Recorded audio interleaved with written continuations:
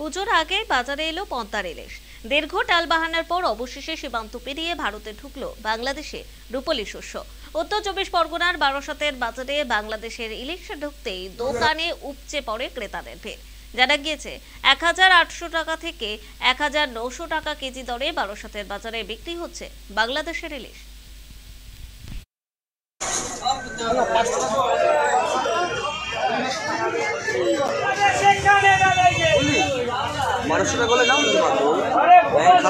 বাংলা ইলিশ আজকে প্রথম, এই প্রথম এসছে। এই যে ওটা কি দাম যাচ্ছে? ওটা এই 1900-1800। তা মানুষ কি নিচ্ছে বাংলা ইলিশ? মোটামুটি দেখুন, ইলিশ তো এমনিতেই একটু দামের দিক থেকে বাঙালির কাছে খুবই প্রিয়। দাম যা চলছে সেটা একটু ধরাছোঁয়ার বাইরেই। কত দাম বলছে বাংলা ইলিশ? দেখুন, খুব স্টেবল তো নয়, কখনো 1600, 1700, 2000 এরকম বলছে। বাট আই থিঙ্ক 2000টা অনেকটা মানে ক্যাপাসিটির বাইরে।